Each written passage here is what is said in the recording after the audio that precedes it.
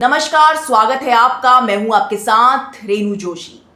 संसद में इन दिनों इतना कुछ चल रहा है कि सरकार जो है वो खुद नहीं समझ पा रही कि किस तरह से और किस मामले पर विपक्ष से निपटे। जनता के मुद्दे हैं, सारे मुद्दे जितने भी मुद्दे हैं वो जनता से जुड़े हुए सीधे सीधे मुद्दे हैं। जनता उनको सड़कों पे उठा रही है और जो विपक्ष है उन मुद्दों पे सरकार को संसद में घेर रहा है।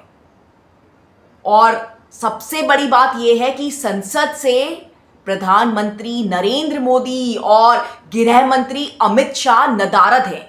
मॉनसून सत्र को 10 दिन हो चुके हैं, लेकिन प्रधानमंत्री नरेंद्र मोदी और अमित शाह का पता ही नहीं है।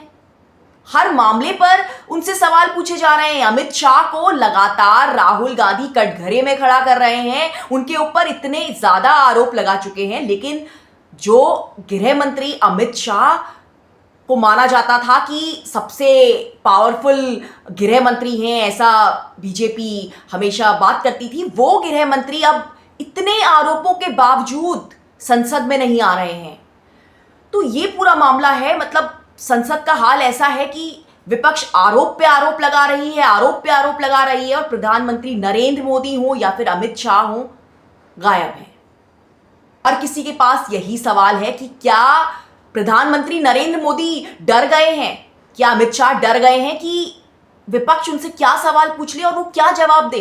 क्योंकि जाहिर सी बात है, जो हुआ है, जो छात्रों के साथ हिंसा हुई है, उस मामले पर अमित शाह के पास जवाब नहीं है।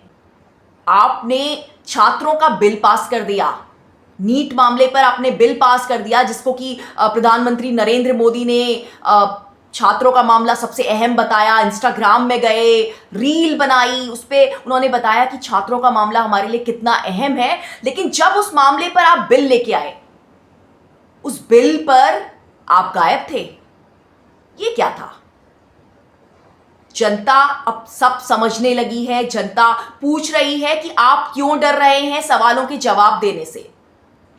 खैर, ये तो एक मामला है, लेकिन जो मैं दूसरी बात बताने जा रही हूं, पिछले कुछ दिनों से बीजेपी के तमाम मंत्री जो है परेशान हैं, जैसा कि मैंने आपको बताया। लेकिन एक नेता बीजेपी के, जो कि काफी किलोमीटर दूर बैठे हैं, वो पिछले कुछ दिनों से थोड़ा चैन की सांस ले रहे होंगे, खुशी मना रहे होंगे कि चलो मैं बच गया। मैं बात कर रही हूं योगी आदित्यनाथ की, उत्तर प्रदेश के मुख्यमंत्री की। राम मंदिर जो चोरी का मामला है, उस पर उनकी जवाबदेही बहुत ज्यादा बनती है।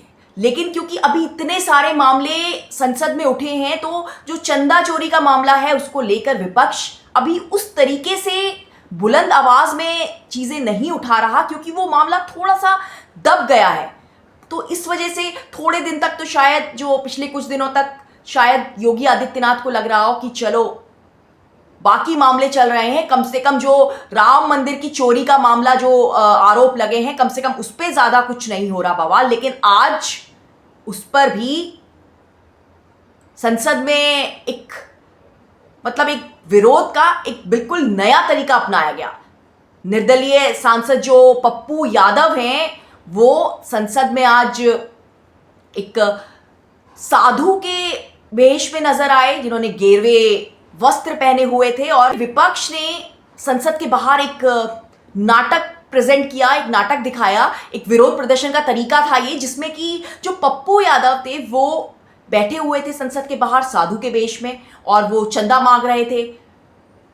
सब उनको चंदा चढ़ा रहे थे, और थोड़ी देर में देखा कि जो साधु बने हुए पप्पू यादव थे वो वहां से भाग जाते हैं, और पीछे से आवाजें आती हैं, चोर चोर चोर। तो ये पूरा मामला आज संसद में राम मंदिर चोरी को, विरोध को लेकर प्रस्तुत किया विपक्ष ने। और अब मतलब ये लग रहा है कि शायद नीट पेपर और एथेनॉल के बाद शायद राम मंदिर का मामला भी अब और बुलंद तरीके से उठाया जाएगा। तो शायद जो कल तक योगी आदित्यनाथ सोच रहे होंगे, शायद खुशी मना रहे होंगे कि चलो फिलहाल जो यूपी का मामला है उससे मेरा पिंड छूटा हुआ है, उसको लेकर संसद में कोई बड़ी बहस नहीं हो रही है, कोई बड़ा मामला उसको उतना तूल नहीं दिया जा रहा है क्योंकि दूसरे बड़े बड़े मामले सामने आ चुके हैं।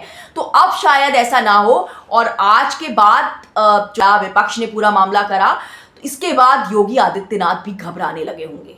विपक्षी पार्टियां अब हर मुद्दे पर चाहती हैं कि सरकार को सवाल करें, वो हर मामले पे सरकार से सवाल पूछ रही हैं, चाहे वो हिंसा का मामला हो, छात्रों पे हिंसा का मामला हो, एथेनॉल का मामला हो। तो सरकार मुझे लगता है कि समझ ही नहीं पा रही है कि अब कैसे जवाब दिया जाए।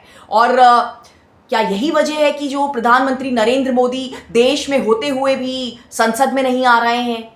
अमित शाह, सोचिए इतनी सारी घटनाएं हो गई लेकिन अमित शाह को नहीं लग रहा कि उन्हें आके कुछ जवाब देना चाहिए। विपक्ष उन पे इतने सारे सवाल उठा रही है, इतने आरोप लगा रही है, उनका इस्तीफा मांग रही है, लेकिन अमित शाह, ऐसा तो अमित शाह को नहीं जानते थे जनता।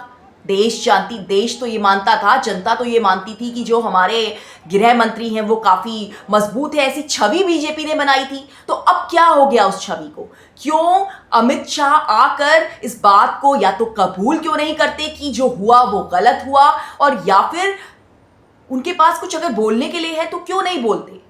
संसद किस लिए होती है? संसद इसीलिए होती है कि मामले जो हैं वो सरकार सामने रखे, विपक्ष उनसे सवाल पूछे, जनता के मुद्दे संसद में उठे, बाकायदा फीस दी जाती है सांसदों को। तो फिर आप ऐसे क्यों बच रहे हैं?